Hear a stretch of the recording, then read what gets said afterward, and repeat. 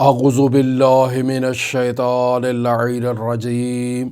بسم اللہ الرحمن الرحیم الحمد للہ رب العالمین الصلاة والسلام علی اشرف الانبیاء والمرسلین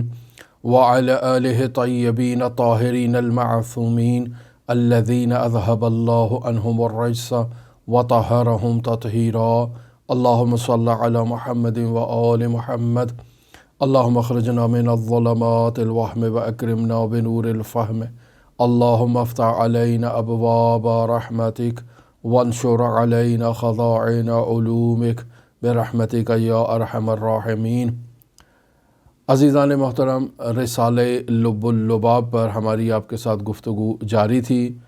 بیان ہو رہا تھا کہ مفسر عظیم الشان قرآن علامہ محمد حسین طباطبائی رحمۃ اللہ علیہ نے سیر اللہ یعنی سیر و سلوک کے بارے میں 25 بنیادی شرائط کو بیان کیا کہ ایک سالک اگر سیر اللہ کرنا چاہتا ہے، اللہ کی طرف سفر کرنا چاہتا ہے، تو اس سالک کو ان 25 شرائط کا خیال رکھنا ضروری ہے۔ ان میں سے بعض شرائط بنیادی حیثیت کی حامل ہیں کہ اگر ان شرائط کو نظر انداز کر دیا جائے تو سالک ہرگز پیش قدمی نہیں کر سکتا۔ انہی شرائط میں سے ایک شرط کل آپ کی خدمت میں بیان ہوئی جو خلوت سے متعلق تھی کہ ایک سالک کو دنیا سے عزلت اختیار کرنی چاہیے اور خلوت اختیار کرنی چاہیے اگر وہ سیر اللہ کے سفر میں کامیاب ہونا چاہتا ہے۔ خلوت ہی اختیار کرنے کے ساتھ یہ سالک جو ہے یہ ذکر کر سکتا ہے، یہ فکر کر سکتا ہے، یہ قلت طعام کا مصداق ہو سکتا ہے۔ اور آج جس شرط کو آپ کی خدمت میں بیان کر رہے ہیں یہ در حقیقت ان 25 شرائط میں سے 16ویں شرط ہے جسے مفسر عظیم الشان نے سحر کے عنوان سے بیان کیا ہے۔ سوال یہ ہوتا ہے کہ سحر کسے کہتے ہیں؟ سحر کی اگر تعریف کو مد نظر رکھا جائے تو شب بیداری کو سحر کہتے ہیں، یعنی انسان تمام رات بیدار رہے، دن بھر تک جاگتا رہے، تو اس شخص کو جو تمام رات بیدار رہا ہے اس شخص کو کہا جاتا ہے کہ یہ سحر خیز ہے، یعنی اس نے ساری رات سحر کو احیا کیا ہے، بیداری اختیار کی ہے، جسے ہماری زبان میں شب بیداری کہا جاتا ہے۔ تو سحر مترادف ہے شب بیداری کا۔ اب یہاں سوال یہ ابھرتا ہے کہ ٹھیک ہے، ہم یہ مان لیتے ہیں کہ سحر سے مراد تمام رات بیدار رہنا ہے، تو یہاں یہ سوال ہوتا ہے کہ دینی نقطۂ نظر سے تمام رات جاگنا اور تمام رات بیدار رہنا اس کا کیا حکم ہے؟ تو یہاں آپ کی خدمت میں وسائل الشیعہ جلد نمبر 20 اور صفحہ نمبر 92 پر رسول خدا صلی اللہ علیہ وآلہ وسلم سے متعدد روایات موجود ہیں کہ جن روایات کا لب مطلب یہ بنتا ہے کہ سحر خیزی یعنی تمام رات بیدار رہنا، جسے سحر کہا جائے، خیزی اس کے ساتھ شامل نہ ہو، چونکہ خیزی یعنی رات کے وقت بیدار ہونا، خالی سحر یعنی تمام رات بیدار ہونا، شب بیداری جسے کہا جائے۔ یہ شب بیداری کرنا مکروہ ہے، مگر 4 موارد روایات میں ایسے بیان ہوئے ہیں رسول خدا صلی اللہ علیہ وآلہ وسلم سے کہ ان 4 موارد میں نہ صرف یہ کہ سحر خیزی، سحر یعنی رات کو بیدار ہونا، نہ صرف یہ کہ مکروہ نہیں ہے بلکہ افضل ہے۔ ان موارد میں سے ایک مورد عبادت بیان ہوا ہے کہ انسان اللہ کی عبادت کے لیے رات کو بیدار رہتا ہے۔ دوسرا مورد تحصیل علم بیان کیا ہے کہ انسان حصول علم کے لیے، مطالعے کے لیے، تحقیق کے لیے رات کو بیدار رہتا ہے۔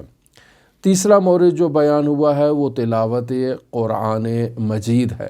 کہ انسان قرآن مجید کی تلاوت کے لیے رات کو بیدار رہتا ہے۔ اور چوتھا مورد جسے بیان کیا گیا ہے یہ ان افراد کے لیے ہے جن کی شادی ہوئی ہے اور آج شب زفاف ہے، ان کے لیے بھی رات کو بیدار ہونا یہ مکروہ نہیں ہے۔ پس باقی افراد جو رات کو بیدار رہتے ہیں اور تمام رات جو ہے وہ اپنی بطالت میں صرف کرتے ہیں، ان 4 موارد کا مصداق نہیں ہے، تو ان کے لیے رات کو جاگنا اور بیدار ہونا دینی نقطہ نظر سے کراہت رکھتا ہے۔ اب یہاں سحر اور پھر سحر کے ساتھ خیزی، یعنی رات کو انسان سو جائے اور سونے کے بعد بیدار ہو، یہ مراد ہے عرفا کی، جسے سحر خیزی کہا جائے، جسے نماز تہجد کے لیے بیدار ہونا کہا جائے، چونکہ تہجد کہتے ہی نیند کے بعد بیدار ہونے کو ہیں۔ پس نماز تہجد کی سیر و سلوک میں نہایت ہی اہمیت ہے۔ قرآن مجید میں رسول خدا صلی اللہ علیہ وآلہ وسلم کو مقام محمود تک پہنچنے کے لیے جو شرط قرار دی گئی ہے وہ نماز تہجد ہے، یعنی رسول خدا کا مقام محمود پر پہنچنا مشروط ہے صلاۃ اللیل کے ساتھ، یعنی تہجد کے ساتھ، یعنی سونا اور سونے کے بعد نیند سے بیدار ہونا اور خداوند متعال کا ذکر کرنا اور نافلہ لیل کو ادا کرنا۔ بسم اللہ الرحمن الرحیم، سورہ اسراء آیت نمبر 69۔ بسم اللہ الرحمن الرحیم، وَمِنَ اللَّيْلِ فَتَہَجَّدْ بِهِ نَافِلَةً لَكَ عَسَىٰ أَن يَبْعَثَ رَبُّكَ مُقَامًا مَحْمُودًا، یعنی خداوند متعال ارشاد فرما رہا ہے اپنے حبیب سے کہ رات کا کچھ حصہ قرآن مجید کی ساتھ نافلہ کی ادائیگی میں اپنا یہ وقت گزارو۔ یہ نماز تہجد یعنی رات کو جو بیدار ہونا ہے، نافلہ لیل ادا کرنا ہے اور اس کے اندر قرآن مجید کی تلاوت کرنا ہے، یہ نماز تہجد آپ کے ساتھ خاص ہے، یعنی ایک زائد عمل ہے جو آپ کے ساتھ مخصوص کیا گیا ہے۔ اس میں مفسرین یہ کہتے ہیں کہ رسول خدا صلی اللہ علیہ وآلہ وسلم پر نافلہ لیل کی ادائیگی واجبات میں سے تھی۔ امید اس کے ساتھ یعنی عسیٰ ان یبعث ربک مقاما محمودا، کہ اگر آپ نافلہ لیل کو ادا کریں گے تو امید ہے کہ آپ کا رب آپ کو مقام محمود پر فائز کر دے۔ بس رسول خدا صلی اللہ علیہ وآلہ وسلم کا مقام محمود پر فائز ہونا نافلہ لیل کا جو ہے وہ محتاج ہے۔ اگر نافلہ لیل رسول خدا کی زندگی میں ہو تو مقام محمود پر ہوں گے۔ اس قدر نماز تہجد کی اہمیت رسول خدا صلی اللہ علیہ وآلہ وسلم کی نظر میں تھی کہ اپنے وصی برحق حضرت سید الاوصیاء امیر المؤمنین علی بن ابی طالب علیہ الف التحیۃ والثناء کو نافلہ لیل کی تاکید کی۔ علیک بصلاۃ اللیل، یا علی آپ کے اوپر نماز تہجد ہے، یعنی آپ کو تاکید کر رہا ہوں کہ نماز تہجد کو ادا کرے۔ علیک بصلاۃ اللیل، علیک بصلاۃ اللیل، علیک بصلاۃ اللیل، یعنی اس کلمے کا 3 مرتبہ تکرار فرمایا۔ اس قدر اہمیت تھی نافلہ لیل کی رسول خدا صلی اللہ علیہ وآلہ وسلم کی نگاہ میں۔ اصول کافی جلد نمبر 8 اور صفحہ نمبر 69 پر اس روایت کو مشاہدہ کر سکتے ہیں۔ پس نماز تہجد کی اس قدر اہمیت ہے کہ آپ اس نقطے سے بھی اس کا اندازہ لگا سکتے ہیں کہ حضرت سید الشہداء علیہ الف التحیۃ والثناء میدان کربلا میں 10 محرم کو جانے سے پہلے اپنی ہمشیرہ کو جو وصایا فرما رہے ہیں، ان میں سے ایک خاص مطلب یا اختا لا تنسینی فی نافلۃ اللیل، اے میری بہن مجھے نافلہ لیل میں یعنی نماز تہجد میں نہ بھولنا، یعنی امام حسین کے لیے بھی اس دنیا میں اپنی بہن کی جانب سے ادا کی جانے والی نافلہ لیل اور ان نماز تہجد کی رکعات میں اور دعاؤں میں امام حسین کو یاد رکھنا اس قدر اہمیت رکھتا ہے کہ عاشور کے میدان میں جانے سے پہلے سید الشہداء اپنی ہمشیرہ کو نافلہ لیل میں انہیں یاد رکھنے کی تاکید کر رہے ہیں اور وصیت فرما رہے ہیں۔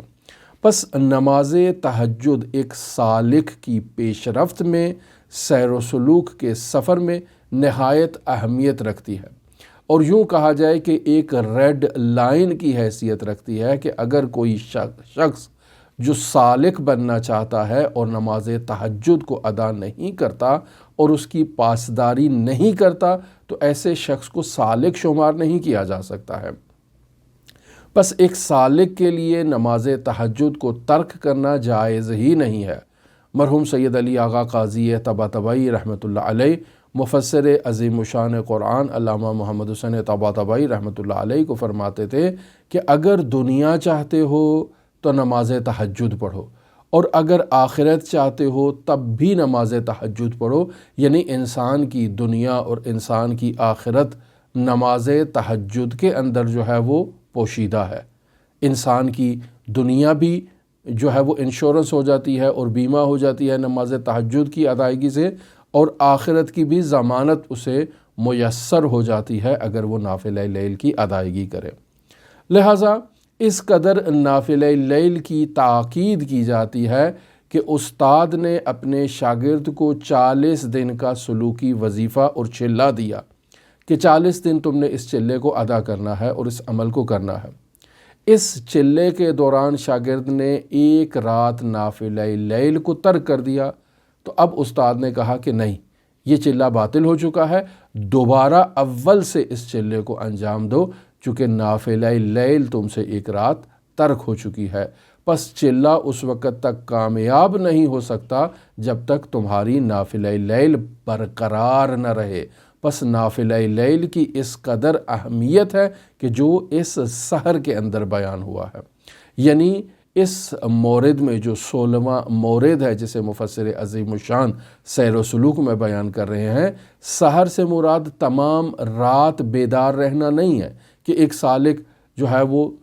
پورا اپنی زندگی جو ہے وہ راتوں کو نیند کو اپنے اوپر حرام کر دے اور صرف بیدار رہے، نہیں، ایسا نہیں ہے، بلکہ سوئے جو رسول خدا صلی اللہ علیہ وآلہ وسلم کی سیرت ہے، اور پھر تہجد یعنی نیند کے بعد بیدار ہونا اور بیدار ہو کر نافلہ ادا کرنا، یہ بہت ہی ضروری ہے۔ آیت اللہ سید محمد حسین حسینی طاہرانی مفسر عظیم الشان قرآن علامہ محمد حسین طباطبائی رحمۃ اللہ علیہ کے شاگرد ہیں۔ وہ باقاعدہ اس نافلہ لیل سے متعلق بیان کرتے ہیں اپنے اساتید سے کہ اگر استاد نے ایک سالک کو کوئی خاص وظیفہ نہ دیا ہو تو پھر اس صورت میں سالک کا وظیفہ یہ ہے کہ گرمیوں کے موسم میں اذان فجر سے 1 گھنٹہ پہلے بیدار ہو جائے، اور سردیوں میں یہ اذان فجر سے 1.5 گھنٹہ پہلے بیدار ہو کر خداوند متعال کے ساتھ راز و نیاز کرے۔ آیت اللہ سید محمد حسین حسینیہ طاہرانی نے یہ کم از کم اور حد اقل مقدار بیان کی ہے کہ گرمیوں میں 1 گھنٹہ اور سردیوں میں 1.5 گھنٹہ، یعنی اس سے کم نہیں ہونا چاہیے، البتہ اس سے زیادہ ہو سکتا ہے، یعنی گرمیوں میں آپ 1.5 گھنٹہ پہلے بیدار ہو جائیں، 2 گھنٹہ پہلے بیدار ہو جائیں، سردیوں میں آپ 2 گھنٹے یا 3 گھنٹے پہلے بیدار ہو جائیں، یہ ہو سکتا ہے، لیکن کم از کم مقدار جو بیان کی گئی ہے وہ گرمیوں میں 1 گھنٹہ اور سردیوں میں 1.5 گھنٹہ بیان کی گئی ہے۔ لہٰذا اگر سالک کے پاس وقت زیادہ ہے، اس کے پاس توانائی ہے، صلاحیت ہے، وہ بیدار ہو سکتا ہے، اس کے اندر عشق ہے، جذبہ ہے، تڑپ ہے، تو وہ زیادہ وقت بھی اپنا بیداری میں گزار سکتا ہے۔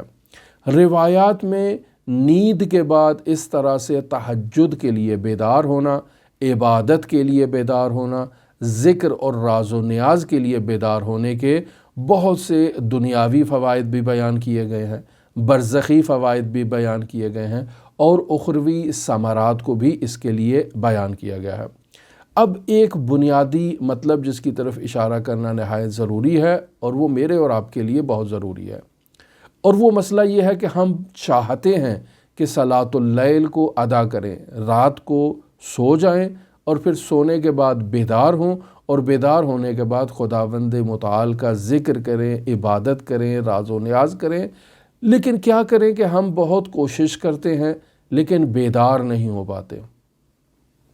اب اس بیداری کے لیے ہمیں کیا کرنا چاہیے؟ تو یہاں علماء باقاعدہ 8-10 شرائط بیان کرتے ہیں کہ اگر ایک انسان سالک ان 8-10 اصولوں کی رعایت کرے اور پاسداری کرے اور پابندی کرے تو نماز تہجد اس کا مقدر بنے گی۔ پہلا مورد جو سب سے زیادہ اہمیت رکھتا ہے وہ گناہ نہ کرنا ہے، یعنی انسان دن میں گناہ نہ کرے۔ یہ گناہ انسان کی سحر خیزی اور انسان کی تہجد کے لیے ایک رکاوٹ کا کردار ادا کرتا ہے۔ لہٰذا اگر سالک کے سامنے کوئی گناہ آ جاتا ہے یا وہ کسی گناہ کا ارتکاب کر بھی لیتا ہے تو اسے فوراً استغفار کرنی چاہیے، توبہ کرنی چاہیے، چونکہ اس گناہ کے ساتھ وہ ہرگز صلاۃ اللیل کی سعادت حاصل نہیں کر سکے گا اور اس سعادت سے محروم ہوگا۔ ایک شخص آتا ہے حضرت سید الاوصیاء امیر المؤمنین علی ابن ابی طالب علیہ آلاف و تحیت و ثنا کی خدمت میں، اور آ کر حضرت سید الاوصیاء علیہ آلاف و تحیت و ثنا سے اس مطلب کی طرف اشارہ کرتا ہے کہ یا امیر المؤمنین انی قد حرمت صلاۃ باللیل، یا علی میں نماز تہجد سے محروم ہو چکا ہوں، میں بہت چاہتا ہوں کہ نماز تہجد پڑھوں اور نماز تہجد پڑھنے والوں کو بھی محبت کرتا ہوں اور دوست رکھتا ہوں اور خود بھی چاہتا ہوں کہ نماز تہجد کو ادا کروں، لیکن کیا کروں کہ محروم ہوں، آپ بتائیں۔ فقال امیر المؤمنین، حضرت سید الاوصیاء اسے فرماتے ہیں انت رجل قد قیدت کا ذنوبک، حضرت سید الاوصیاء اسے فرماتے ہیں کہ تم ایسے مرد ہو جسے اس کے گناہوں نے جکڑ رکھا ہے، اور جب تک تمہیں گناہ جکڑے رکھیں گے تم نماز تہجد کے لیے کامیاب نہیں ہو سکتے ہو۔ لہٰذا نماز تہجد کے لیے کامیابی کا ایک بنیادی عامل عنصر رکن گناہ سے دوری کرنا ہے۔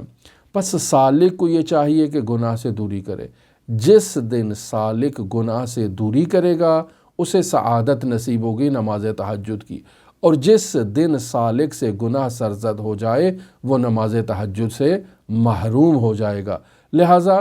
اس مطلب کی طرف ہمارے علماء اشارہ کرتے ہیں کہ اگر انسان سے گناہ سرزد ہو جائے تو فوراً اس کی استغفار کرے۔ یہ حضرت سید الاوصیاء امیر المؤمنین کا فرمان ذیشان بہار الانوار کی جلد نمبر 87 پر صفحہ نمبر 146 کے اندر موجود ہے۔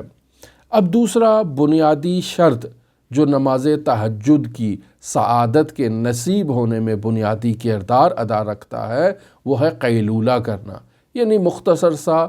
ظہر سے پہلے یا ظہر کے بعد انسان آرام کرے، تھوڑا سا لیٹ جائے، لیکن اس قدر نہیں کہ انسان بس سو گیا تو اب 4-5 گھنٹے اس نے سوتے ہوئے گزار دینے ہیں، چونکہ عصر کے بعد سونا مکروہ ہے۔ لہٰذا ایک سالک کی یہ ذمہ داری ہے کہ وہ ظہر سے پہلے کچھ دیر جو ہے جسے ہم کہتے ہیں سستا لے، تھوڑا سا لیٹ لے، آرام کر لے، یا ظہر کے بعد وہ تھوڑا آرام کرے، ریلیکس کر لے، تھوڑا سا جو ہے وہ جسے قیلولہ کہا جائے۔ قیلولہ کا لفظ ہی اسی وجہ سے استعمال کیا گیا ہے کہ انسان مختصر سا آرام کرے۔ یہ 4-5 گھنٹے والا آرام یہ ہرگز نہیں ہے،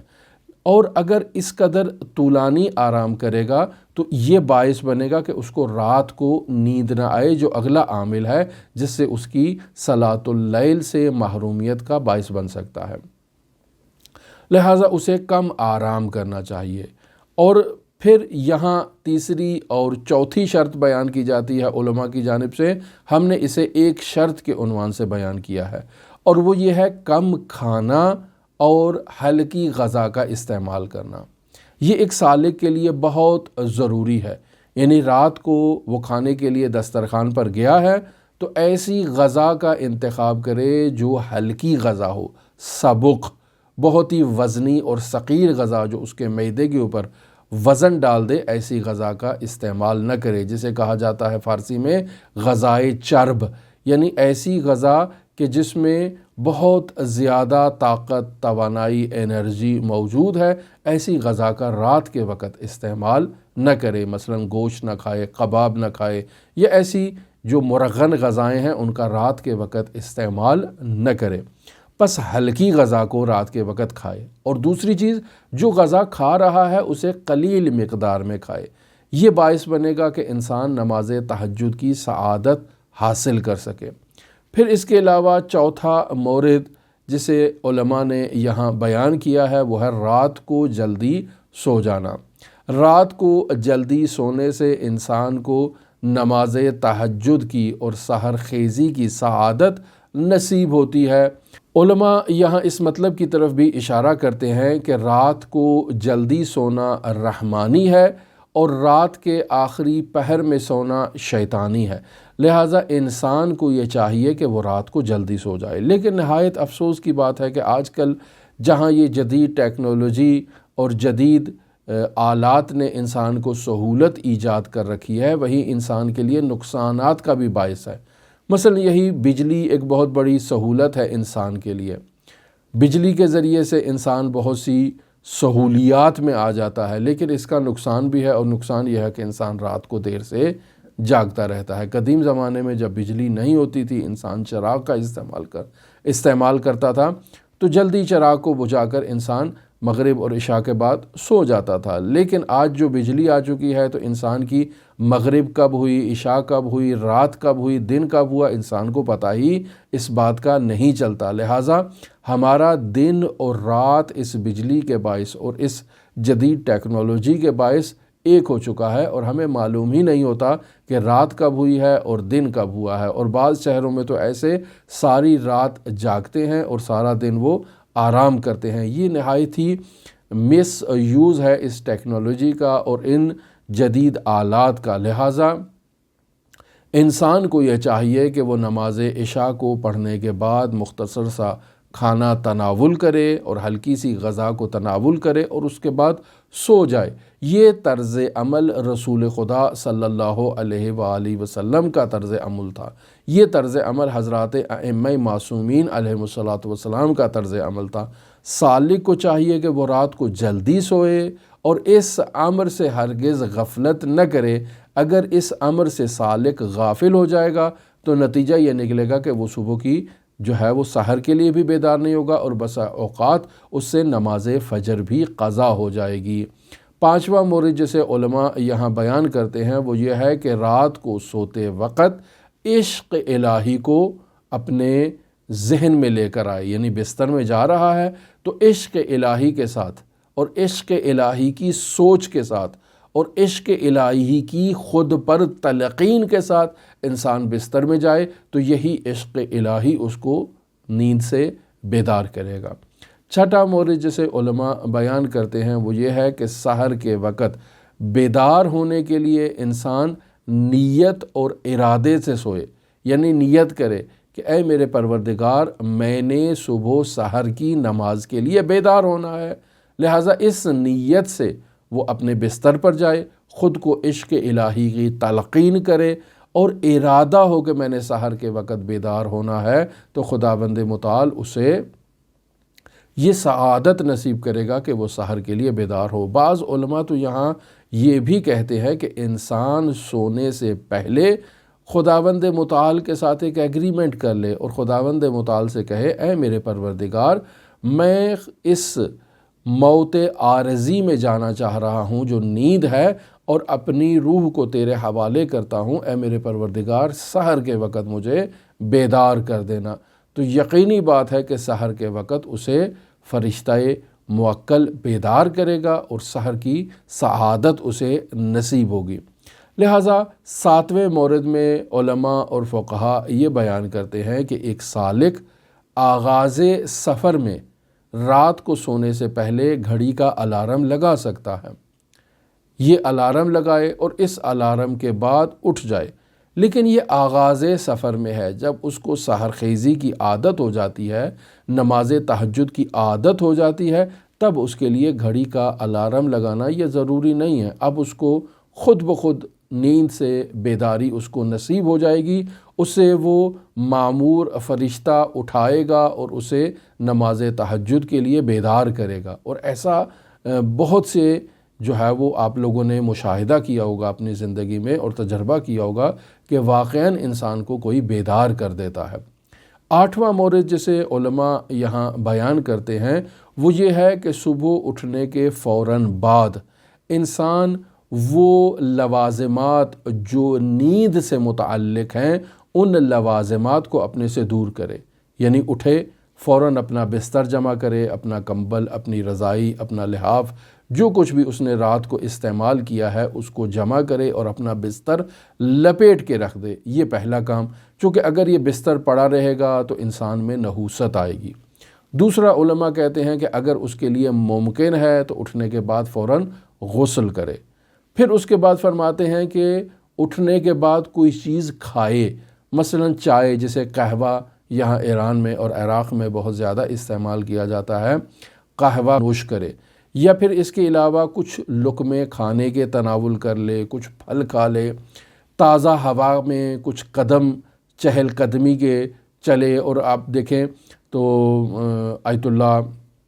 مرزا جواد آغا ملکی تبریزی نے کچھ آیات بھی ذکر کی ہیں یہاں پر کہ جنہیں انسان تازہ ہوا میں جا کر آسمان کی طرف منہ کر کے ان آیات کی قرأت کرے اور باقاعدہ خداوند متعال کی آیات و نشانیوں اور انفسی نشانیوں کے اوپر تدبر کرے۔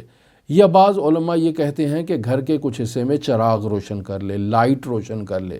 یہ وہ علامات ہیں جو انسان کے وجود سے نحوست کو دور کرتی ہیں اور انسان کو حقیقت میں بیدار کر دیتی ہیں۔ 9واں مورد یا 10واں مورد جسے علماء یہاں بیان کرتے ہیں وہ یہ ہے کہ اگر انسان سے نماز تہجد قضا ہو جائے اور اس کو یہ سعادت نصیب نہ ہو تو صبح اٹھنے کے بعد اس نماز تہجد کی قضا ضرور انجام دے۔ یہ بات نقل ہے مرحوم آیت اللہ شیخ محمد تقی بہجت فومنی سے۔ فرماتے تھے کہ نماز تہجد کی اگر سعادت نصیب نہیں ہو رہی ہے تو صبح اٹھیں اور اس کی قضا کریں۔ یہ قضا باعث بنے گی کہ انسان دوبارہ نماز تہجد کو قضا نہ کرے بلکہ ادا کرے۔ یہاں علماء کچھ مطالب کو تذکر کے طور پر بیان کرتے ہیں، اور وہ مطالب یہ ہے کہ سحر کے وقت بیدار ہونا خود اہمیت رکھتا ہے۔ یہ ضروری نہیں ہے کہ انسان نماز تہجد ہی پڑھے، یعنی بیداری اس قدر اہمیت رکھتی ہے۔ نماز تہجد کے وقت بیدار ہونا اور بیدار رہنا خود ان ملکوتی ملائکہ سے انس کا باعث بنتا ہے۔ ایک استاد نے اپنے شاگرد کو سلوکی وظیفہ دینے کا ارادہ کیا۔ شاگرد فقیہ تھا اور استاد یہ چاہتا تھا کہ یہ نماز تہجد کے لیے بیدار ہو۔ استاد کو معلوم تھا کہ یہ میرا شاگرد جو فقیہ ہے یہ حقہ پینے میں بہت دلچسپی رکھتا ہے، لہٰذا استاد نے شاگرد سے کہا کہ آپ نماز تہجد کو پڑھا کریں۔ تو شاگرد نے کہا کہ میرے نزدیک نماز تہجد سے زیادہ فقہی علوم کو حاصل کرنا اہمیت رکھتا ہے، لہٰذا رات کو میں مطالعہ کرتا ہوں فقہ آل محمد کا، میں نماز تہجد کو اتنی زیادہ اہمیت نہیں دیتا ہوں۔ تو یہاں استاد نے ان کو کہا کہ آپ ٹھیک ہے نماز تہجد نہ پڑھیں لیکن اذان فجر سے اٹھ کر ہر روز حقہ ضرور پیا کریں۔ تو یہ سلوکی وظیفہ دیا کہ ہر روز حقہ پیا کرے، چونکہ اسے معلوم تھا کہ یہ نماز تہجد کے لیے تو نہیں اٹھ رہا ہے لیکن حقہ پینے کے لیے ضرور اٹھے گا۔ اب حقہ پینے کے لیے ہی اٹھے لیکن اس وقت بیدار ہونا اور بیدار ہو کر اس فضائے ملکوتی سے مانوس ہونا یہ خود اہمیت رکھتا ہے، چاہے وہ نماز تہجد کی سعادت نصیب نہ اس کو ہو۔ یہ کچھ عرصہ ایسے کرے گا، خود بخود تلاوت قرآن کی طرف راغب ہوگا، خود بخود نماز تہجد کی طرف راغب ہوگا، ذکر و فکر کی طرف راغب ہوگا، مطالعے کی طرف راغب ہوگا۔ وہی 4 موارد جو بیان ہوئے کہ جو مستثنیات میں سے ہیں ان میں سے کسی ایک کی طرف توجہ کرے گا۔ یہ ایک نقطہ کہ انسان کا سحر کے وقت بیدار ہونا یہ خود اہمیت رکھتا ہے فی ذات ہی۔ انسان نافلہ لیل کو پڑھے تو یہ بہت افضل ہے، لیکن اگر نافلہ لیل کو نہیں بھی پڑھ رہا تو خود بیدار ہونا بہت ہی اہمیت رکھتا ہے۔ رات کے آغاز میں بھی نماز تہجد یہ نافلہ لیل جو ہے وہ پڑھی جا سکتی ہے۔ مثلا آپ رسالہ عملیہ حضرت آیت اللہ سیستانی کی طرف رجوع کریں تو وہ فرماتے ہیں کہ نماز عشاء کے بعد انسان نافلہ لیل کو پڑھ سکتا ہے، لیکن یہ تہجد نہیں ہے، چونکہ تہجد کیا ہے؟ تہجد نیند سے بیدار ہونا ہے، اور اس لیے فقہا نے وہاں پر بھی اس مطلب کی طرف اشارہ کیا کہ افضل وقت نافلہ لیل کیا ہے، وہ اذان فجر سے پہلی ہے۔ ہماری گفتگو بہت ہی طولانی ہو گئی، چونکہ مفسر عظیم الشان قرآن نے صرف چند خط یہاں پر نقل کیے ہیں، ہم نے کافی تفصیل سے اس موضوع کو آپ کی خدمت میں بیان کیا۔ عبارت پڑھتے ہیں آیت اللہ علامہ محمد حسین طباطبائی رحمۃ اللہ علیہ کی، فرماتے ہیں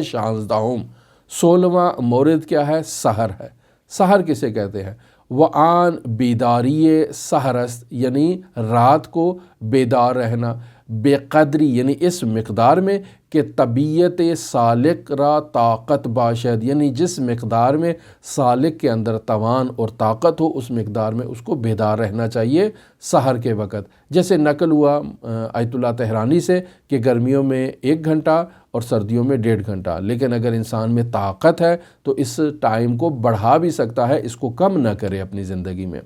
ودر مذمت خواب سحرگاہ و مدح عادت بے بیداری آن موقع قولہ تعالی، یعنی آیت اللہ تہرانی فرما رہے ہیں کہ سحر کے وقت سونے کی مذمت پر اور بیدار ہونے کے لیے اللہ تبارک و تعالیٰ کا یہ قول ہی کافی ہے، جسے سورہ زاریات میں آیت نمبر 16 اور 18 کے تحت خداوند متعال نے ارشاد فرمایا ہے، قانوا قلیلا من اللیل ما یہجعون، یعنی وہ رات کو کم سویا کرتے تھے، وبالاسحار ہم یستغفرون، اور رات کے اوقات یعنی سحر کے وقت وہ استغفار کیا کرتے تھے۔ یہاں مفسر عظیم الشان اپنے استاد سید علی آغا قاضی طباطبائی رحمۃ اللہ علیہ سے ایک مطلب کو نقل کرتے ہیں، اور وہ مطلب یہ ہے، وَالْعَجَبُ لِمَنْ يَرُومُ مَرْتَبَةً مِّنَ الْقَمَالِ، یعنی تعجب ہے اس شخص کے بارے میں، یا اس شخص پر تعجب ہے جو مرتبہ کمال کے حصول کا طالب تو ہے، وَهُوَ لَا يَقُومُ اللَّيَالِ، اور وہ رات کے وقت سحر کے وقت قیام نہیں کرتا، کس کے لیے؟ نماز تہجد کے لیے، عبادت کے لیے، ذکر کے لیے، تلاوت کے لیے۔ پس یہ سحر میں بیدار ہونا خود اہمیت رکھتا ہے، اور بیدار ہو کر عبادت کرنا، چاہے وہ تلاوت کی صورت میں ہو، چاہے وہ مطالعے کی صورت میں ہو، چاہے وہ نماز تہجد کے نافلے کی صورت میں ہو، یہ ایک سالک کے سلوکی سفر میں اور پرواز سفر کے لیے نہایتی اہمیت اور بنیادی حیثیت کی حامل ہے۔ لہٰذا مرحوم سید علی آغا قاضی طباطبائی رحمۃ اللہ علیہ سے اس جملے کو ایک دفعہ پھر تکرار کرتا چلوں کہ آغا علامہ مفسر عظیم الشان طباطبائی رحمۃ اللہ علیہ سے فرمایا کہ اگر دنیا چاہتے ہو تو نماز تہجد پڑھو، اور اگر آخرت چاہتے ہو تو نماز تہجد پڑھو۔ ہم کہتے ہیں کہ اگر اللہ تبارک و تعالیٰ سے لقاء چاہتے ہو تو نماز تہجد پڑھو۔ ہماری دعا ہے کہ خداوند متعال ہمیں ان نورانی شرائط پر عمل کرنے کی توفیق عطا فرمائے۔ آپ تمام عزیزان کے لیے حضرت علی ابن موسیٰ الرضا علیہ الاف و تحیت و ثنا کی نورانی بارگاہ میں نائب الزیارہ بھی ہیں اور دعا گو بھی ہیں۔ اللہم صلی علی محمد و آل محمد وعجل فرج قائم آل محمد۔